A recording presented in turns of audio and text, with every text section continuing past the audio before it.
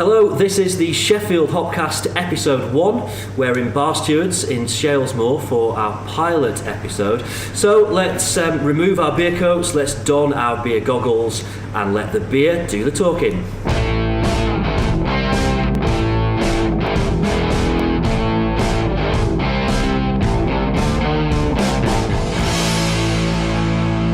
Hi there, my name's James Marriott. This is the pilot episode of the Sheffield Hopcast, unpretentious beer talk from the Steel City.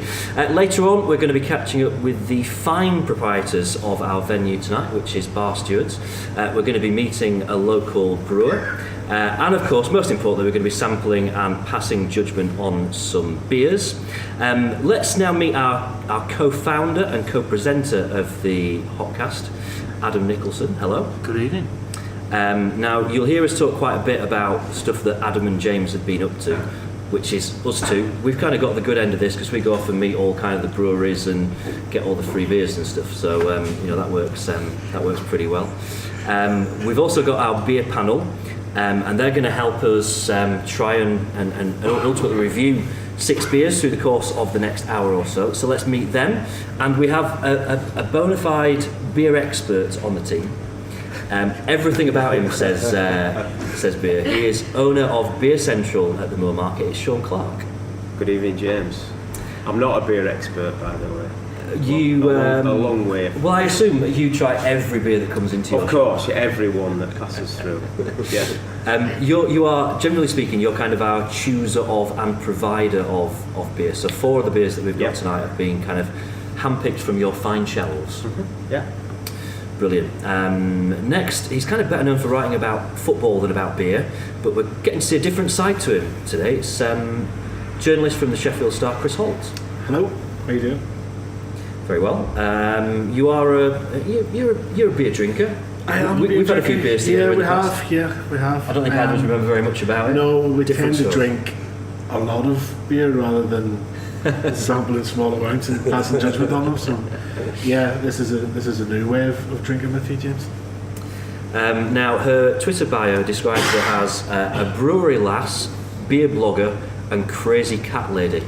Yep. Laura Rangeley. Laura, you are also local champion for Triannuary. Yes. Which we're going to talk about a little bit more later on. Good stuff. Last but by no means least, I'm going to describe you here as a social media guru. I'll take that, but it's not really the case. But more importantly, you are a beer lover, yes. And you have a cracking shirt on tonight. Thank you very much. It's very kind Rich of you. Davies from. How do you want us to describe you? I don't know. Dickie Owl on Twitter. I guess that's as much as needs to be said. You can read the rest on there. Your claim to fame. Now, kind of some of us in this group kind of know each other better than others. I reckon the best thing we can probably do right now is crack open a beer, get to know a little bit more about each other. So, Sean, you've kind of picked out the beers. I've picked out the order, and I think I've slightly cocked this up.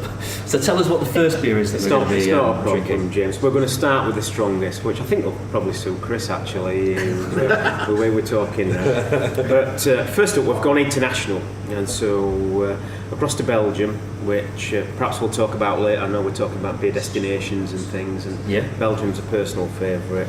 And we've gone for a dark 8% beer, or a Belgian Donker that's been blended with cherry liqueur. It's called Kasteel Rogue, quite a famous beer, easy to get pretty much in the UK, and so most bars, decent bottle shops and pubs in Sheffield, perhaps I would either have it on keg or in bottle.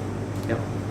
Brilliant. Well, if you want to kind of dish that out, I thought a nice way for us to start and maybe get to know each other from a beer point of view a little bit better might be to just have a bit of a chat about kind of our review of 2017. So, kind of favourite beer of the year, maybe favourite venue, and I suppose favourite new venue as well. And I mean, Laura, I'll come to you first on this because you wrote an entire blog on this very subject in the last week. I did, yes. Our Golden Pints of the Year came out recently. I'm sure there'll be some that I've forgotten. Drank quite a lot of beer last year, I'm not going to lie. But definitely plenty of highlights to choose from in there. I think two of my favourites have both been from the same brewery, which is Fierce from up in Aberdeen. Right. Been absolutely loving some of the stuff that they've been doing, particularly the fruited things, which so having a cherry beer first is nice. Their tropical tart was outstanding. That sounds good. Just absolutely, completely hit the nail on the head.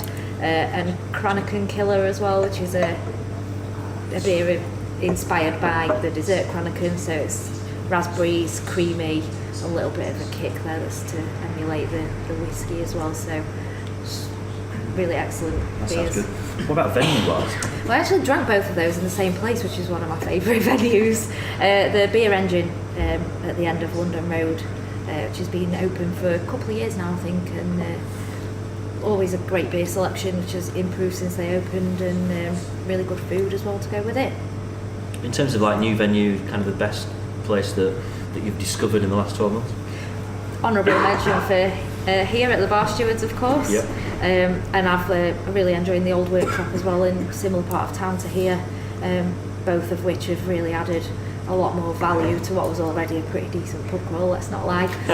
But yeah, having a couple of new up and coming venues to go with Shakespeare's, Keller Island Tavern and Fat Cat, your more established beery destinations, I think is a great thing for the city. Adam, obviously you do a bit of bee blogging as well, and you drink plenty of the stuff. I try to, yeah. What are kind of your pick-outs? I was thinking about it actually. I think it's been quite a hard year really. I think a lot of brewers have really upped the game, so it's kind of picking from a really big pool of awesome beers. So I was thinking about one I've had quite recently, which caught my eye more on the can more than anything, which is the Northern Monk and Wylam Brewery collaboration, which is I like to move it. They've called it a double D hopped dipper. Double dry hop. Yeah, well, or double D in All right, in yes, moves. of course. Yeah. Sorry, for the benefit of the tip, you're missing the hand signals. Apparently, I read some things. It's a bit of a stab at the kind of clickbait articles about IPAs giving men breasts. So the artwork's quite funny. It's a yellow can with some kind of black and white hand drawn old men with no clothes at all. Dropped on it after the IPA sort of weekend they'd had over at across the road, Shakespeare's, which is really good. Heard lots about it on Facebook groups and stuff, so I thought, give it a go. That's a really solid, modern sort of IPA. I've got a couple of other beers which I thought I'd mention, which I've had this year. In the summer I went to, my first time been to Buxton Tap. It's not like a new beer, but they had their ice cream pale on there, which is a collaboration with Omnikolla, which is the Swedish brewery for people who know. Is it Swedish, isn't it? Yeah. I think they actually use Buxton as their They do, base to brew beers, Omnikolla actually. are a brew company, so don't have their own brewery. Is it that cuckoo brewery kind of That's thing? it. Yeah, okay. and so Buxton are their closest one to where we are now. Yeah, so it wasn't particularly having that beer there. It was that they had what they call a soft serve on, which essentially is a slush puppy machine with beer in it. It wasn't actually the ice cream pale they had in the machine. It was the lemon meringue version of the ice cream pale.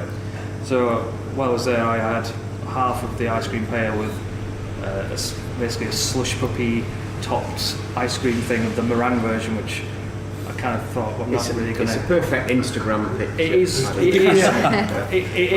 it sounds hipster as hell, but it's really unique. My wife loved it as well. I'm getting ideas now because the kids have just had bought them at Christmas a slush puppy machine. Get the beer in it. So right, there's beer going in there. There we go.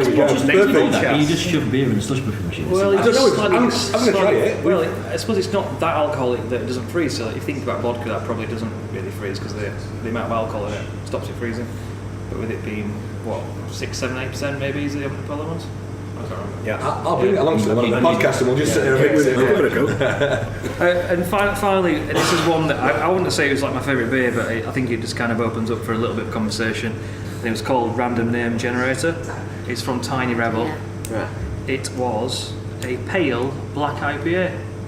So if anybody understands what that Pale means. black. Yeah. So essentially you have your black IPAs are quite standard now, which is a visually black beer, which is in the style of an IPA, which tends to be a slightly more roasted sort of quality, but has the hop kick. Fruity hop. Yeah. So what they've done is they said, well, why, if we can turn an IPA black, why can't we turn a black IPA pale? So essentially you were drinking a visually pale beer, which tried to taste like a roasted IPA. It was like, it was good. I was kind of like eye rolling when I saw it on the bar, but you drink it and you kind of go, yeah, how pretentious or weird that is. That I understand what you've tried to achieve, and I think they achieved it. Like I said, it wasn't my favourite beer, but I thought it was kind of an interesting, mad kind of.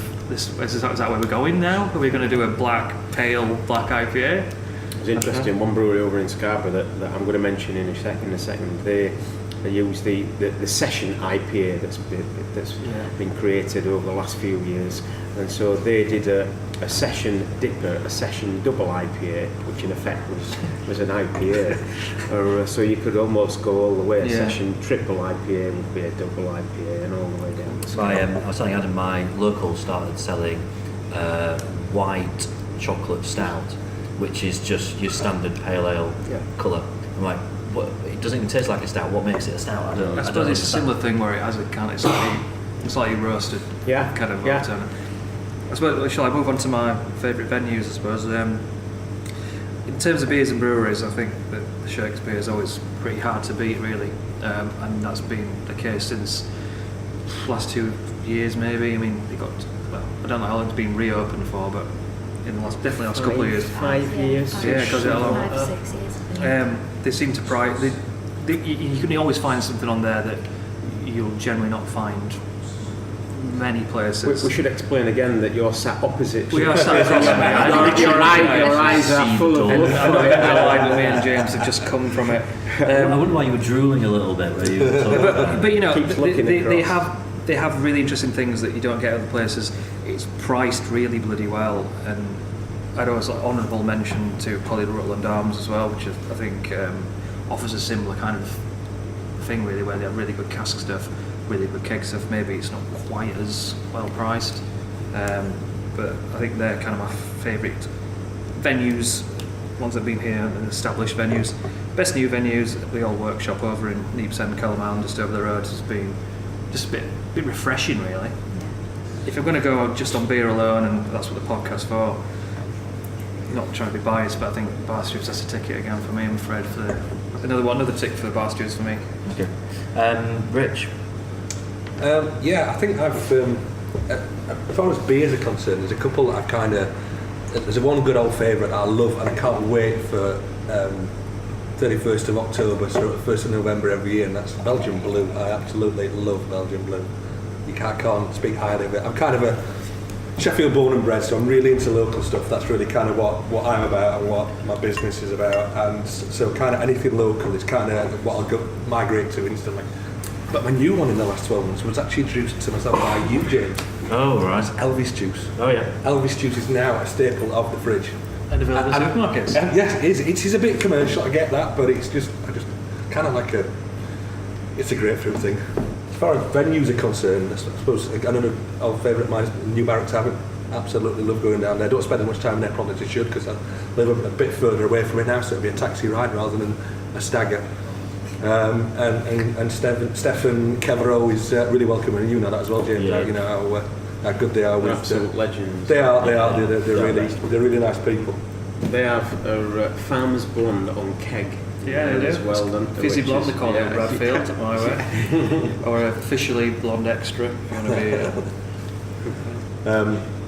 And I suppose new venues next. I suppose it's really that new. It's just opened up again really recently, and it's kind of the model that Stansell Brewery use. I quite like, and the street food, and the locally brewed beer and the gins and whatever. So the gins do take a caning every now and then. I put an over Calms, which is staggering distance from my house.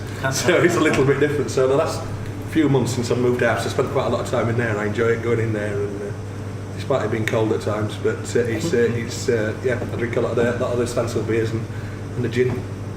Chris?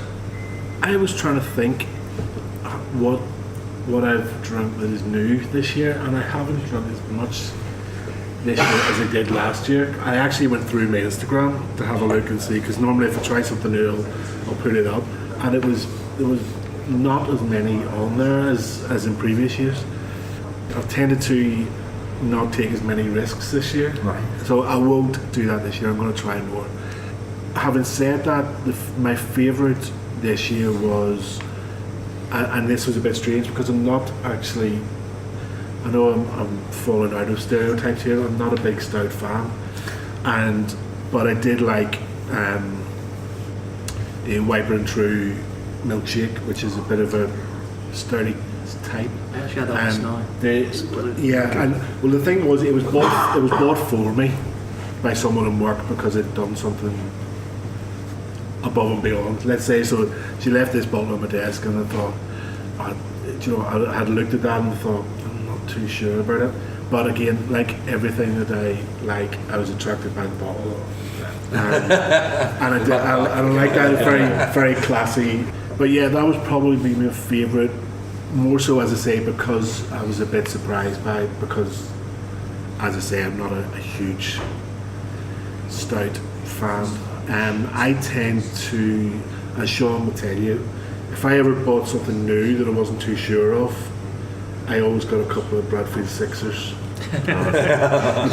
Just to make, a safety net. As a safety net, just in case I get something and I go, I don't like that, it's ruminate.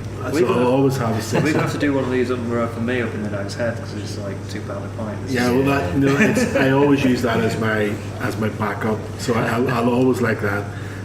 Sadly, there's a few I've had this year where I've actually forgotten the name of, but I've grown very accustomed and very fond of very sour tart type. I had Thornbridge tart. I only had this year for the first time. Yeah, good. And that, from that point of view and that perspective of, because I'm getting into that side of thing, that was probably my favourite from that perspective. Okay. What about venue-wise?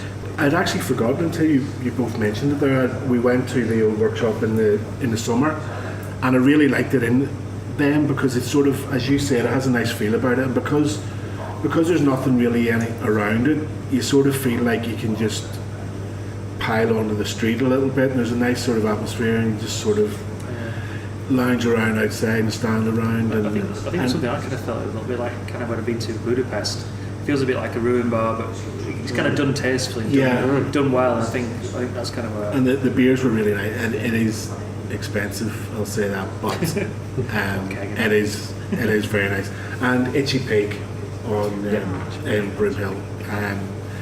I've only been in a couple of times, and I probably will go in there a little bit more this year as well. I've never been, I have to confess. I've been a couple of times. I had my haircut. I still have my haircut up in Ranmore, where I used to live 7 years ago. I feel really guilty about stop going there. So. Isn't that weird though, when you have your haircut? You always go back to the place you've always been, wherever you live. But well, you've got hair left, you do. You're advertising now. Where do you go? Boudoir. No, you know. I have been known to try. I think actually I'm a little bit early. I could probably dip in this place. I didn't engineer that at all. Sorry, boudoir smelling a beer. I like serve beer. They give me a free beer when I go back. That's what You're going to raise your eyebrows when you said it was on boudoir. Sean, you are like the defining expert on all this. No, I'm going to do mine first. You're in trouble. Go on then. A little bit like Chris, actually, I've become quite obsessed with sours this year.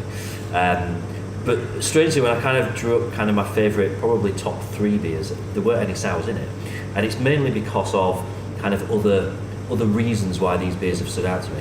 So one beer that I've really fell in love with this year is the Wild Beer Company Pogo, which is a passion fruit, orange and guava pale ale, and that's because I think I had my first pint of it last January, and I'd seen them tweet about this beer and thinking I'm really into fruity beers, and I thought I would love that. And it's while I was actually in Nottingham on my way to a football match, and I remember thinking then I've got to try and find this beer. And then after the game we walked into a pub in Nottingham and they had it on tap in that pub, so that's what we drank for the rest of the afternoon in Nottingham. And then kind of randomly through the year I've kind of seen it in places, like a few places in Cannes, up to the point where about 2 weeks ago my local, which is the Les Car, they've just got it on keg now. So it's a beer that I've kind of rediscovered at several points through the year, and every time I have it, I just think it's just such a nice beer. It's a really nice beer, and it's only 4%, so it's kind of like it's a sessionable beer as well. So a mention for that. A mention for, this is one that you've had in cans a few times. Wild Child Opaque Reality, which is very good. mango and passion fruit milkshake IPA, and it's quite strong as well, isn't it? It's got a bit of kick to it. And I think the reason that I love it is because it makes absolutely no sense. It's mango, passion fruit, milkshake, IPA. Like none of those mango and passion fruit probably work together. But none of those words actually make any sense together at all. And with it being so strong, it's a cheap night out for you, James. And it's beautiful. I've got that on cask, keg and can as well, and it's worked just as well across the three. And That's it's an very expert. rare That to is an find. expert. It's quite rare to find a beer that does work That in, carries across. in all those. That's a good point actually, because Pogo that I mentioned before, I've had on cask. It didn't work. It doesn't work as a flat beer. It needs that fizz, that carbonation, and that temperature. It needs to be really cold for that to work. Here at Wild Child just secured some investment for the future, and is now, I saw pictures of him building his new cold store the other day, brand new brewery. So expansion is on the way. 2018 definitely. I know very little about that brewery. I mean, I've had a couple of their beers and thought they were really good. one man brewery. Is that right? Yeah. Is that central in Leeds then? or is it- Outskirts of Leeds. Out near Kirkstall, but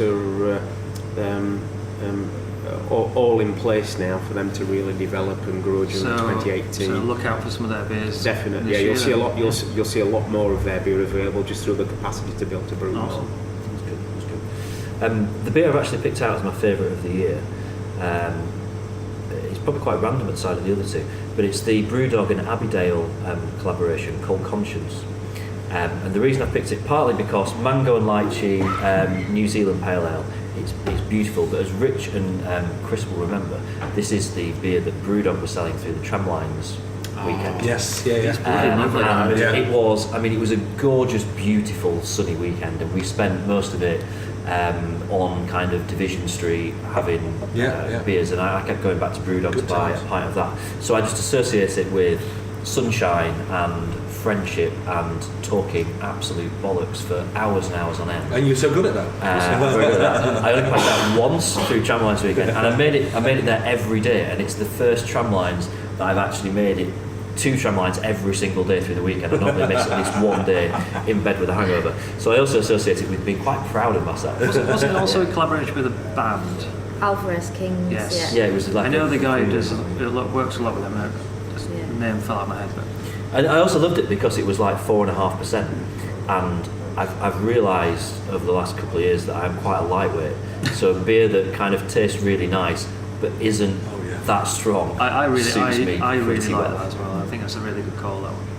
It's something that's up and coming at the moment, as well as getting you really flavourful, low ABV beers that you can kind of stay on and have a session on all day. Yes. So Like it's like a Definitely classic love summer those. beer, that really. Yeah. I mean, Venue-wise, then, my favourite venue. To be fair, for years and years, my favourite venue has been the Sheffield Tap, and for various reasons, partly for beer reasons, and also because I do quite a lot of football away days and stuff. So it's generally where you start and you end your day out on the train.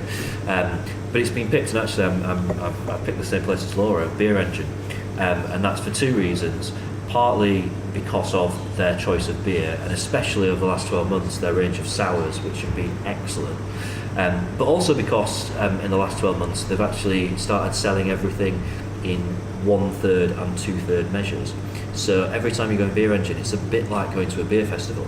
You can just have everything in 1/3 measures, which means you can try so many different beers without racking up a huge bar bill and without kind of forgetting your own name after the first 2 or 3, because a lot of the sours that they get on there tend to be quite strong, but really, really nice beers. So I've got to give a big up to kind of Carl and the team there for what the direction they've gone in over the last certainly 12 months. In terms of, it does feel like going to Beer Engine is like going to a beer festival, and that's no mean achievement for any venue. My favourite new venue, I've got to say, it is the one that we're sat in right now, and there's no doubt about that. I think this place is absolutely wonderful. But I'm going to give an honourable mention as well to a place which is it's only a couple of minutes from where I live, and I don't know how many of you actually have had a chance to go there yet, but that's the Ecclesall Ale Club, which is run by the Brew Foundation, which is James and it's is it a father and son James team? and John, I think. Which is, I've been a big fan of their beers. I think they do really good simple beers that have really kind of clear taste to them. But I just I love what they've done there, and it's kind of, let's say it's 2 minutes from where I live, and I've got this almost like route now of like micro pubs within walking distance of my house, which is brilliant. So an honourable mention for that. As I said, Sean, you are kind of like It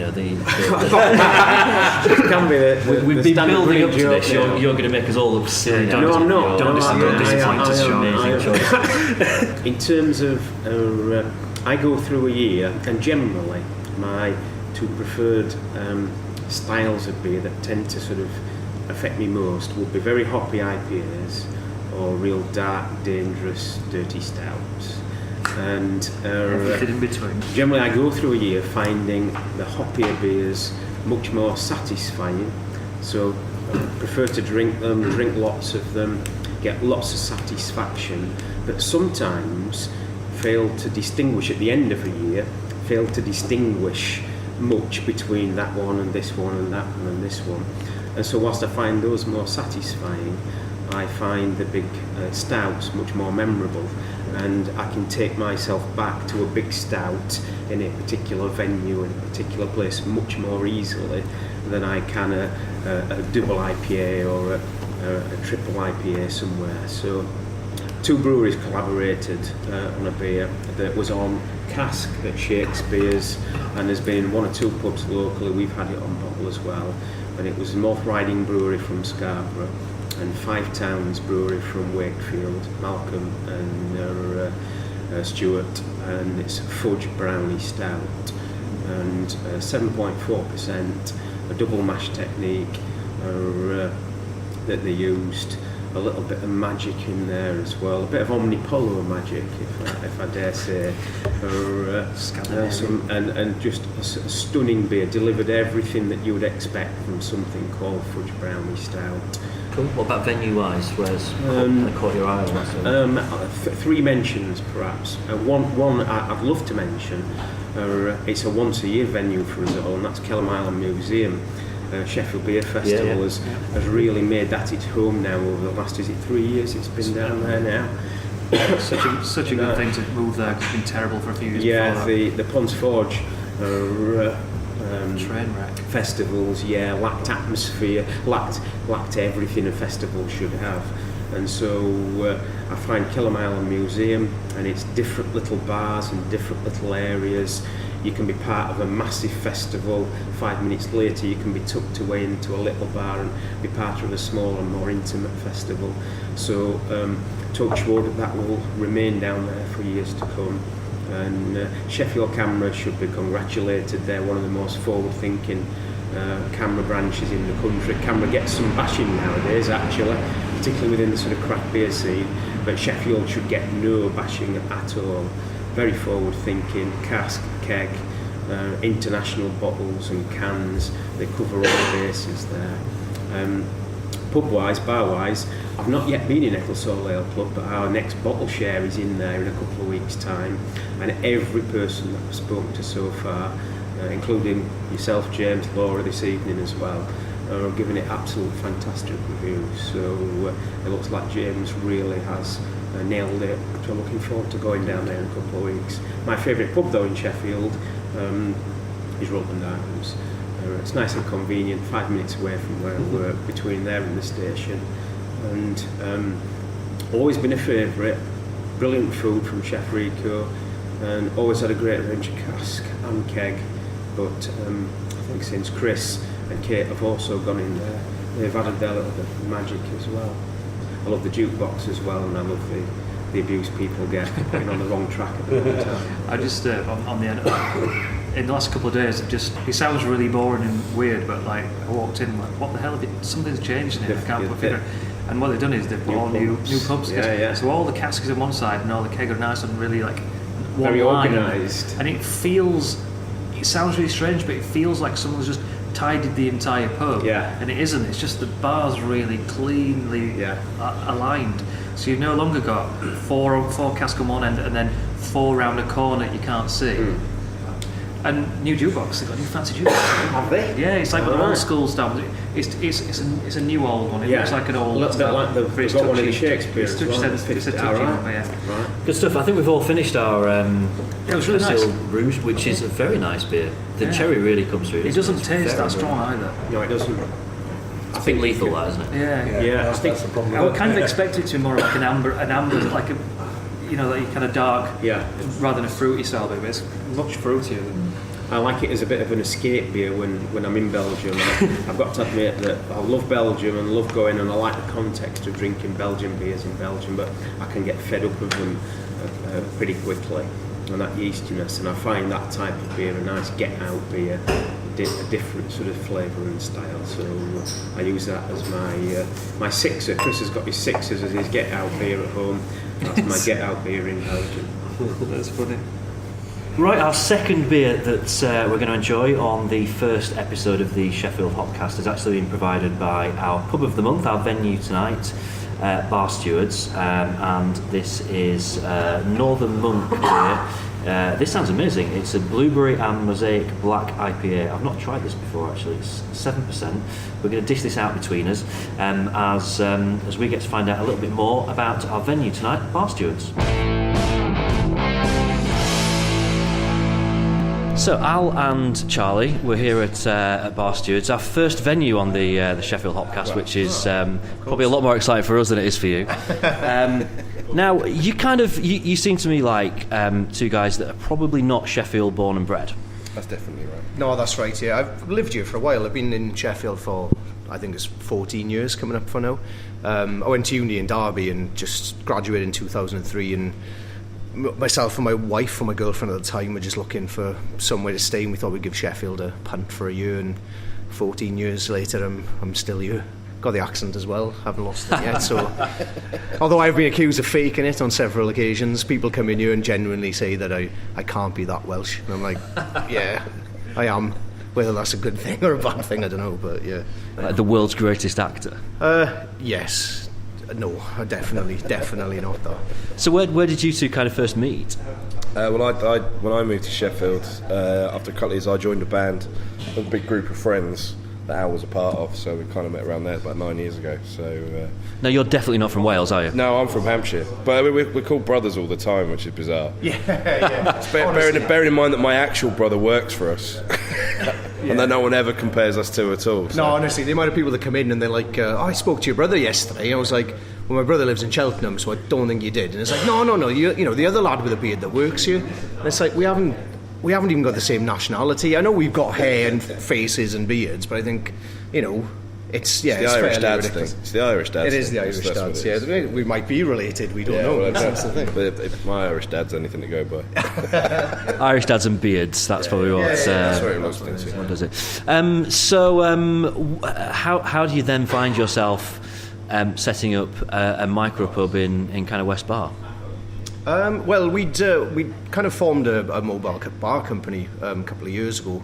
Didn't really do much with it, to be honest. We did a couple of gigs, just because we'd seen that there was like a gap in the market. Where I'd been to a few weddings which had bars put on, and it was just rubbish. You know, you're talking, you know, AB InBev stuff, Guinness, Foster's.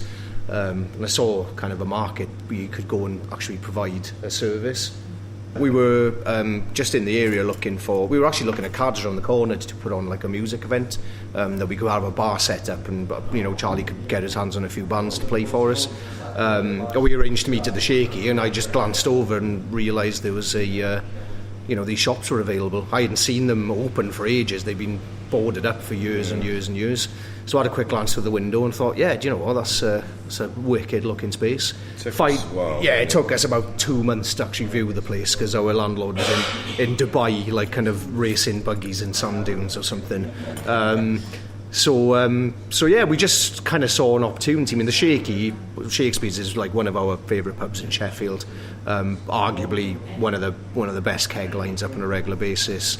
Very, very good cask selection.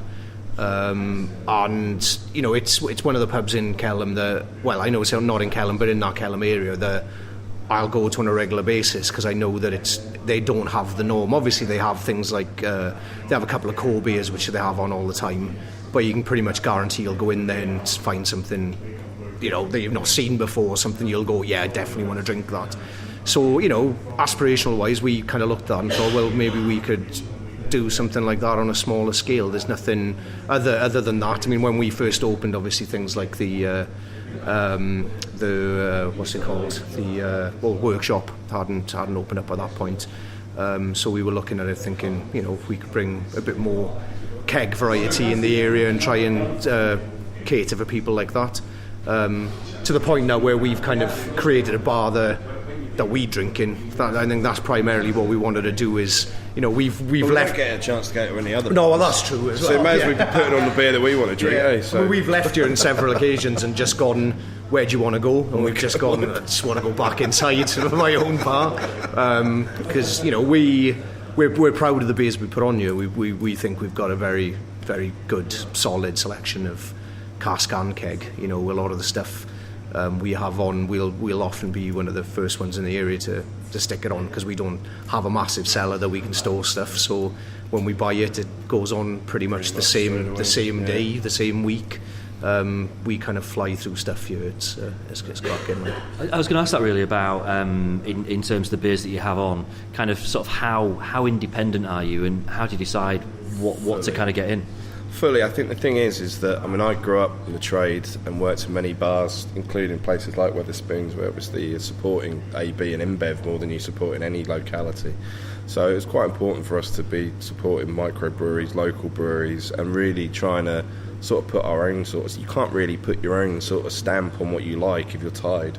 So I think the opportunity to take this place on as a free house, since that whole micro pub revolution has made it seem possible that you can do something like this, it was always going to be about that. Yeah. And that goes as far as our spirit lines as well. I mean, we try and, if we see it in a major supermarket, we're less likely to buy it. Yeah. And I think that, because at the end of the day, it's just so readily available, we'd rather be in that situation. The added bonus for us is that we don't put anything on that we don't drink, so we tend to just like smash loads of beers down on a regular basis, which is wicked. Yeah, you know, as far as picking breweries concerned, we obviously keep an eye out and see what breweries are popular. You know, there's a couple of well-known forums on Facebook, for example, that we keep an eye on and just see you know what styles are doing well at the moment. You know, there's other, obviously we're in this neck of the woods, but there's plenty of good breweries down Bristol way, down Cornwall way, a couple in Wales. There's Manchester, you know, there's Leeds, there's a whole swathe of great breweries that we obviously try and visit and put on, but we're lucky in the fact, you know, there's business trips. Yeah, the last one to Manchester was particularly businessy. If you count me spewing over a balcony at like 3 a.m. business, then yeah, it's awesome. I think what you need next time is maybe someone to represent a local podcast that joins you. That'd be fine by us. Well, you know, that's there's loads of things that we want to do. I mean, we're called the Bar Stewards was never meant to be the name of the bar. The Bar Stewards is me and Charlie. It's nothing. You know, we just happened to put some of the vinyl banners we had made up with the Bar Stewards on, and then everyone started calling it the Bar Stewards, so it kind of stuck. Yeah. The Bar Stewards was always meant to be us two, but also with the kind of notion that anyone can be a bar steward. Really, you know, we want to organise trips to breweries and inevitably out. Yes, yeah. You know, some people have wandered in and just literally called us the bastards, so that's fine. Sean calls us the bastards all the time. So you know, with that in mind, there's loads of other things that we want to do with the name. We were talking earlier today about organising trips down to breweries, you know, inviting people along to us, because you know we know how to have a good time. Probably too much of a good time, really. But now, obviously, we're in here tonight doing the first Hopcast, and very nice of you guys. You weren't planning to be open tonight, so you've kind of opened the door especially for us. We're doing line clean and drinking. That's pretty much it. I was going to say, it seems like you've got a bit of work going on. So you know, what kind of things are you up to at the moment, and what kind of plans have you got for the year ahead? What's 2018 got in store for Bar Stewards? Main thing is to unleash the courtyard. We've we've got a nice little sun trap of a garden that we're going to try and get readily available for the spring, summer months. A nice space that we have out there, increasing our bottle shop range and really trying to push the off-licence part of the bar. We're going to put on some little bits of grub, and we're going to start doing a few little food events out back. So we'll try and get some pop-up street food chefs and things like that. So I think the main thing is that we'll start recruiting more as we go on with the year. And me and Al can really sort of focus on doing the more events and like trying to get a little bit more entertainment and things like that, because I mean working in a bar is a full-time job. It's very hard to work on it if you're in it, so we're really trying to make that the step this year. We've also got other things in the pipeline, such as event company. We're looking at getting mobile bars made up, so again looking at getting involved in local events. I mean, we've done Peace in the Park for the last 2 years, so we're looking at maybe going to kind of larger festivals, available for weddings, bar mitzvahs, funerals. Funerals, I definitely do. Funerals, yeah. We'd be up for that big time. Lots of stouts, surely. The darker the beer, the better. Stouts and like Irish whiskey, Pales and sours. Sours would work. I don't really want my last question to kind of be a negative, but it's kind of the more serious of the things that I've kind of asked you about, really, which is, while we've been here in the last half hour, you've had a visit for the police. I know the last 2 or 3 months have kind of not been without their challenges for you guys, have they? Yeah, it's been fairly rubbish. Yeah, it's we've just had a kind of a bit of a burglary spate in the area, really. I mean, to be honest, we've not been the only ones affected. There's been a lot of similar businesses to us that have all been hit by what looks like the same, the same person as well. Sure.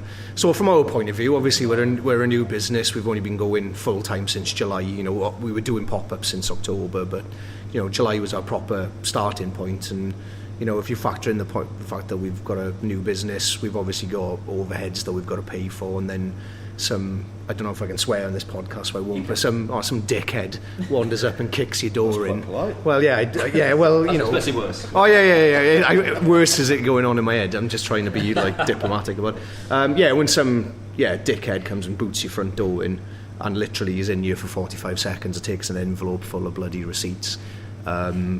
You know, I'd rather he'd have fucking nicked a fridge or something, really. At least he could have gone, you know, fair play. Or if he'd have just stood under a keg tap and emptied it, you'd have gone, saluted him and gone, you know, thanks. But it's just a bit of a kick in the teeth when you're trying to set your business up. By the way, no, that is like manage to kick our door in, get a free keg. It doesn't work out like that. No, it's just hard enough to start up anyway without then having some plum just come along and not think twice about, you know, the people involved in the business. You know, it's myself and Charlie, but you know, we've pumped all the money that we've got into this. You know, this is, you know, we've both got wives, we've both got families. It's not like, you know, somebody came in when we first doing our pop-up stuff and said like, oh, is this the bank of mummy and daddy paying for this?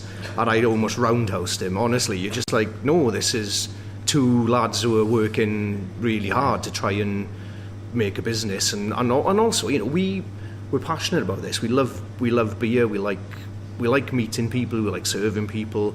You know, we could easily have set this up as a little sports bar with a bloody, you know, screen in the corner showing Carlin and Foster's and Guinness and, you know, our bloody Jaeger bombs for the dickheads coming in off the street. But you know, it's not what we're about. We're about trying to get hold of the best beer we can and trying to join in the already really good beer community that there is in Sheffield. Like I said, I'm not from Sheffield, I'm not English even, but I've lived here for 14 years, and it's rapidly approaching the point where I've lived in England longer than I ever lived in Wales, and I really like Sheffield. I mean, both my kids were born here, they both go to school here. Yeah, I just like the fact that we've got a nice little business here kicking along, and hopefully we won't have to, you know, own fools after they break in, because we are proper tooled up now. Just as a warning to anyone in the area, tooled up. You will regret it. So. Yeah, it's just a toilet brush and something an unwashed one, something like that. I suppose if anybody's not been here yet, I mean, you've been open kind of about a year now. What kind of beers do they expect? It's big, pale, hoppy, melt your face off, that's the that degree kind of that we go for. Melt your face off. Melt your face off. No, it's that way where we've got a broad range. We've got stouts, we've got porters, we've got sours, we have a lager for anyone that wants a lager. We have a couple of ciders, but we are both just massive pale fans. When we were starting out as the pop-up, especially as when we first reopened again, we were only doing weekends. Big seller obviously is IPAs, pale ales, so we were going down that route. But I think now that we've got the fridge, it enables us to broaden our horizons, get more things, get better stouts and sours, really sort of push the market. And really, I think everything behind here is kind of what we tend to drink all the time, but in the fridge and the bottle shop we can allow ourselves to be a bit more flexible, even to those that are looking for just basic bitters or blondes. We can get some of those in as well. But if you wanted a list of breweries that we've had in, for example, we get a lot of Magic Rock in, a lot of Verdant, a lot of Cloudwater, Deer, Colonel, Northern Monk, Arbor. Yeah, I'll send everyone to sleep just by going through it all. But we as Charlie's alluded to earlier, we're a free house and we literally just get any beers we want in, and we look for the best ones we can get our hands on. And the good thing is we change. So that's good and bad, I suppose, for some people, but you could literally walk in here on a Friday and come back in the following Wednesday and the bar will look completely different. The cask would have changed, the keg lines will have changed. It's all about trying to, we're small, but we try and give as much choice as we can. We've got 6 keg lines, that's more than some bigger pubs have got, and we try and chock them full of as good stuff as we can get our hands on. So. And if people don't turn up, we just drink it.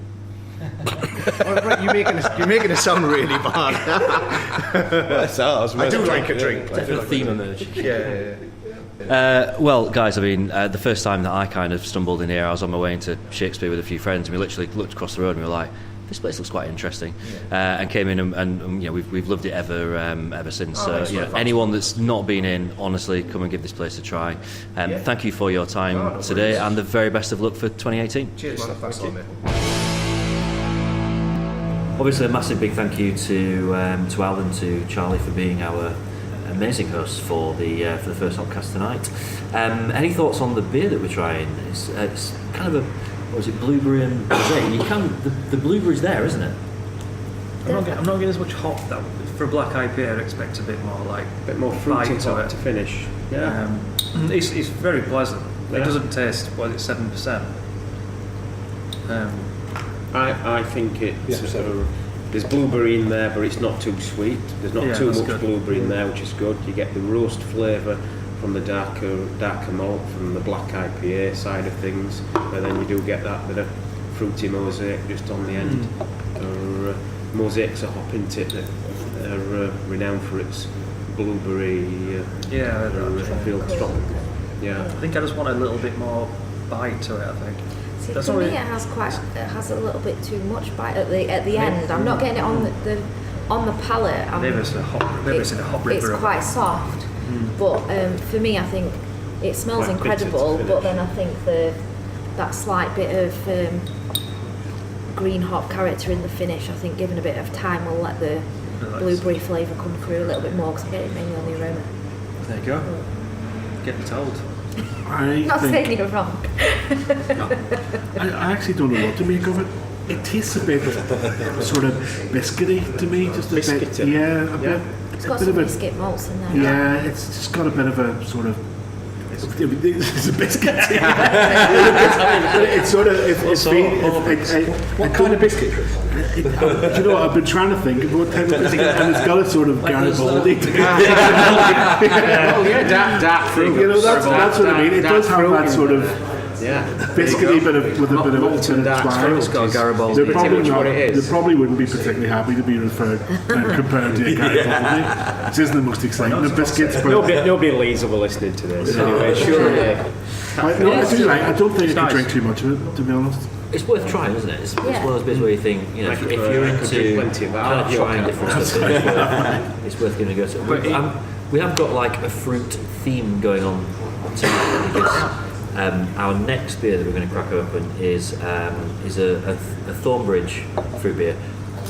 but very different. This is one that you've picked out, Sean.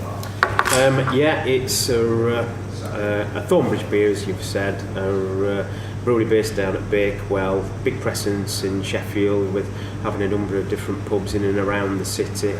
And each year they do a competition with Waitrose, and it's a homebrew competition. And so hundreds and hundreds and hundreds of homebrewers across the UK send in their entries. And I've been lucky enough to be on the judging panel a couple of years in selecting from the shortlist.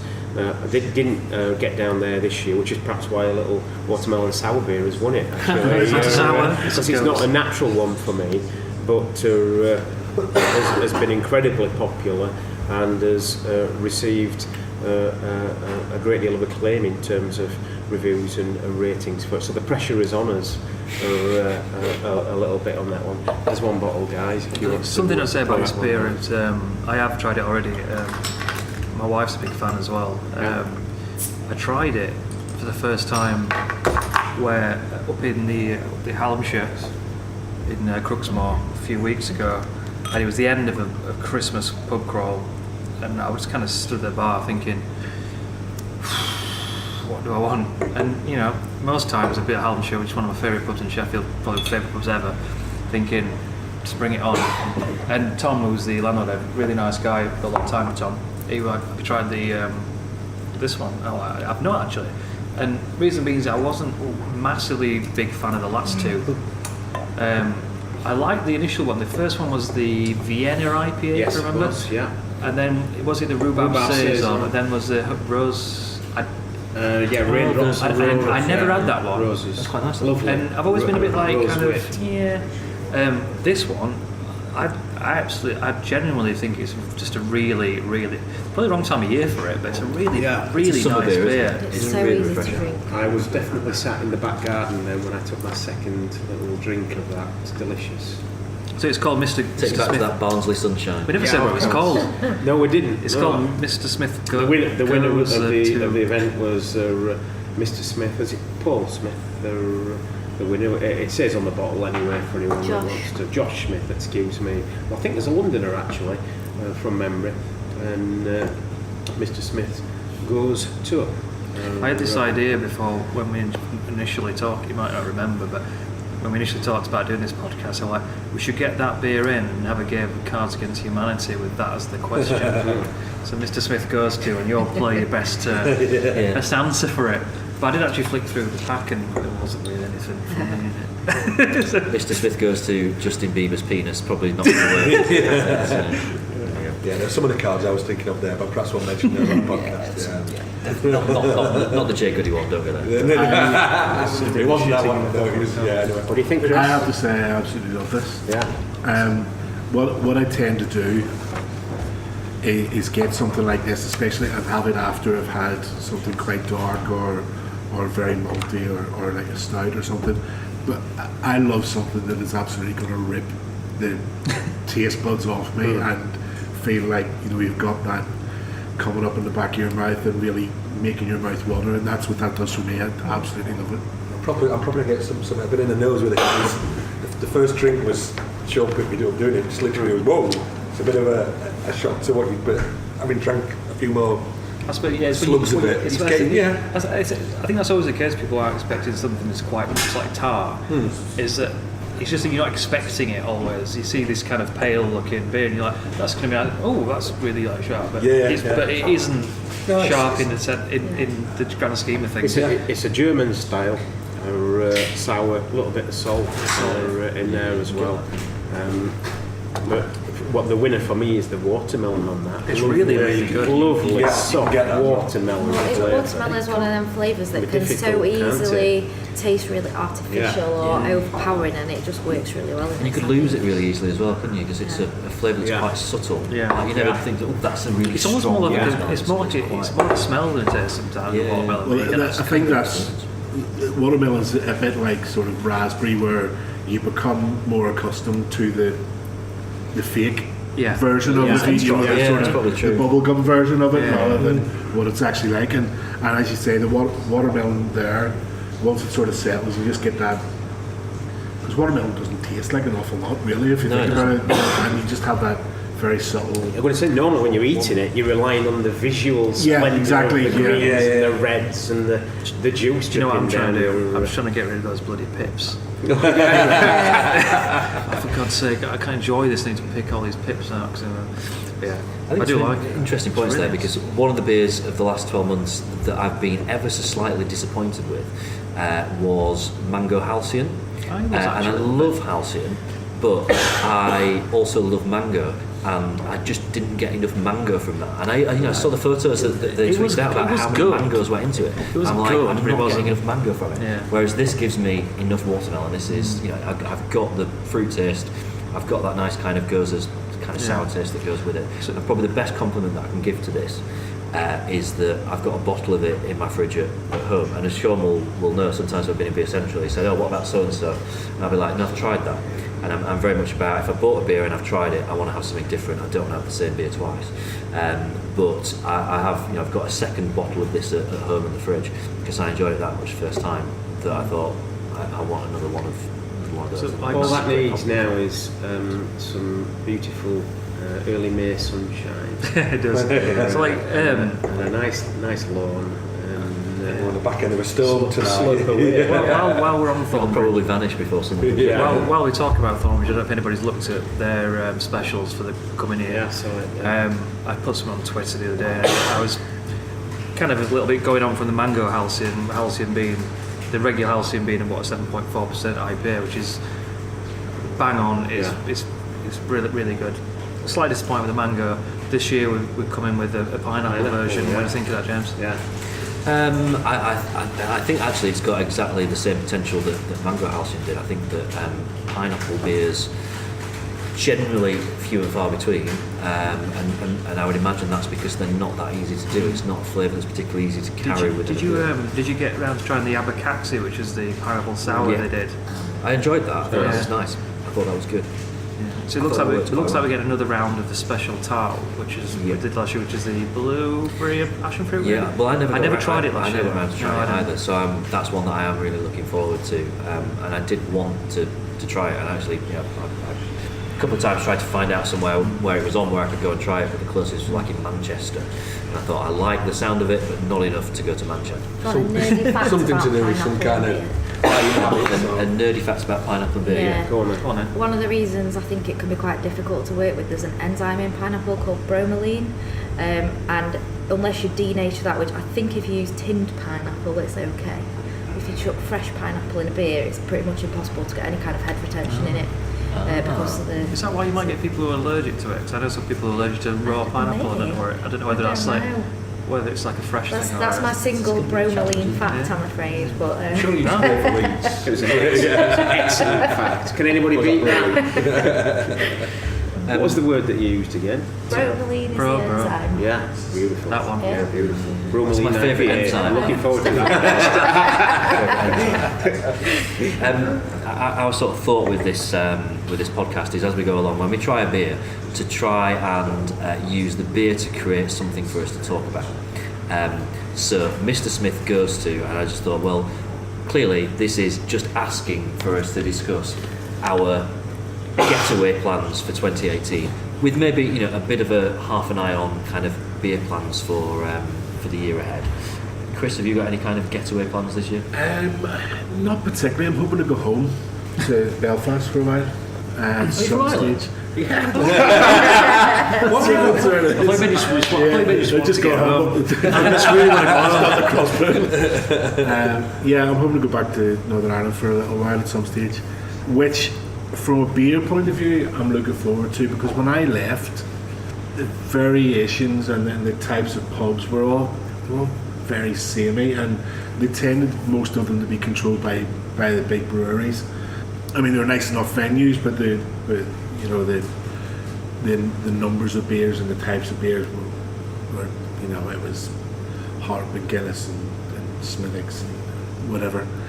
And now, apparently, since I've gone, all these nice new, I wouldn't say hipstery, but a lot more sort of unique venues have been popping up all over the place, and there's a lot more smaller breweries that are putting their own bottles in and things like that. So I'm looking forward to it from that point of view, because when I was last home, I could see this starting to get quite big. There's a brewery called Hillsborough Brewery, which is just on the outskirts of Belfast, and it was sort of starting to do things. It was doing things on its own a little bit, but now it's spawned this quite big, I would say, revolution. But there's been a few got across to the UK. Boundary Brewery is from Farmageddon as well, from Northern Ireland. Boundary is from near where I'm from, actually. I think it's a cooperative. It is. Yeah, it is.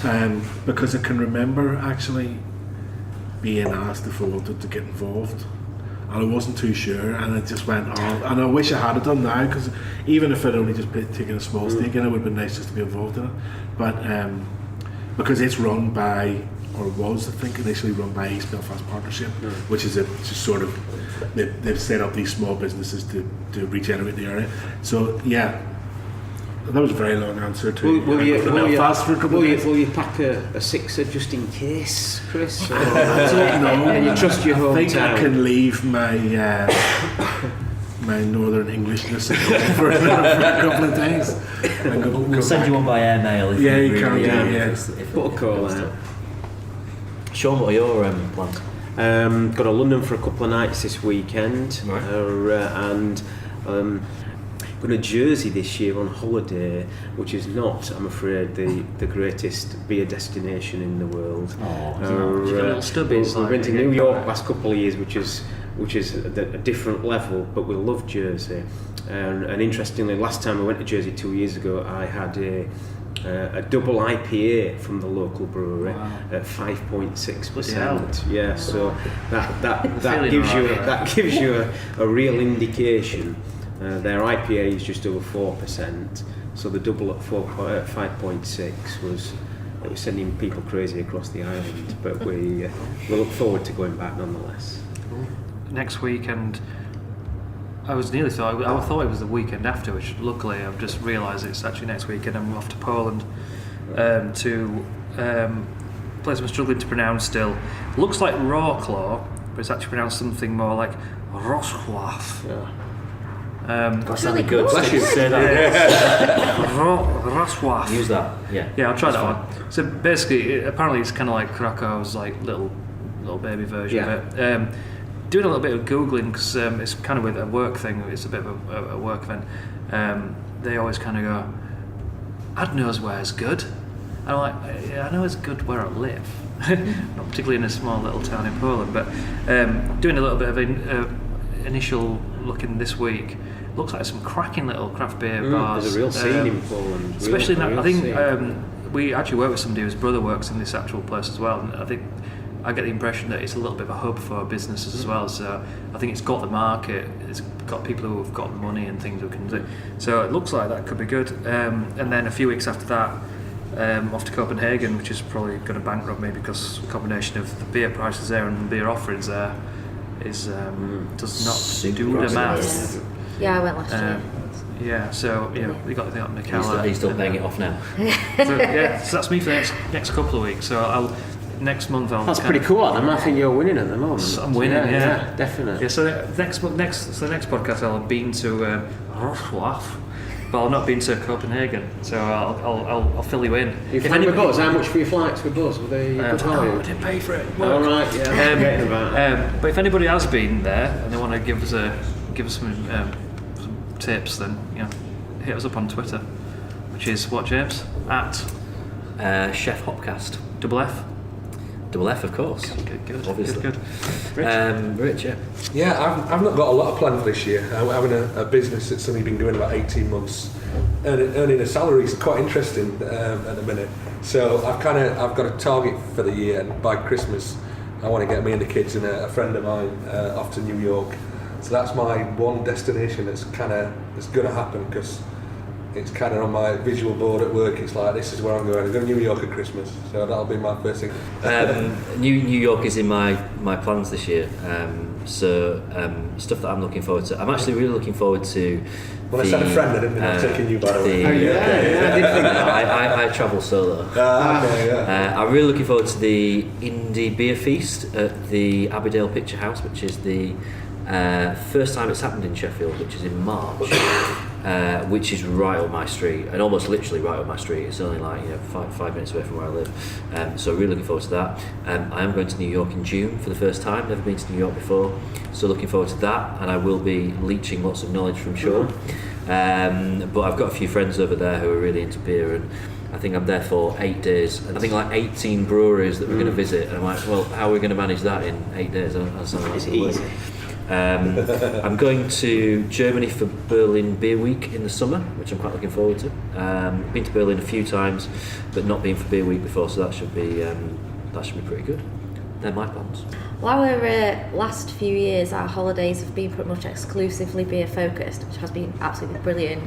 We've been to Colorado, Copenhagen, Dublin, Brussels, and went to Barcelona last year as well. But I'm kind of ready for a holiday where it's not about what brewery we're going to go to or finding the best bars. So a compromise that my husband and co-blogger Jim has given me is we're going to go to Porto and drink port instead. I know. Porto's good for beer as well. Oh, don't tell him that. But then we've got quite a lot of beer plans in the UK. Also looking forward to Indie Beer Feast and Sheffield Beer Week. We're going up to Scotland in June for Fine Fest, run by Fine Ales. I'm massively looking forward to. Definitely going to try and make it back to Beertown Malton as well, which, if you've not been, is an absolutely brilliant, relatively small beer festival run by Brasscastle and Bad Seed breweries. But the beer range was fantastic, just really nice, fun weekend. Possibly going back down to London as well to do some more Bermondsey beer mile things if we get a chance. So yeah, plenty in the pipeline. Any travel agents out there want to approach us? We are available for sponsorship. We're very reasonable. We are in Greece. You're whoring us out again. Well, there was so much to cram into our first episode, we've split it in two. So coming up in part 2, we meet Lost Industry Brewing, discuss when a pint isn't really a pint, we try a few other lovely beers, and a taste test with a difference.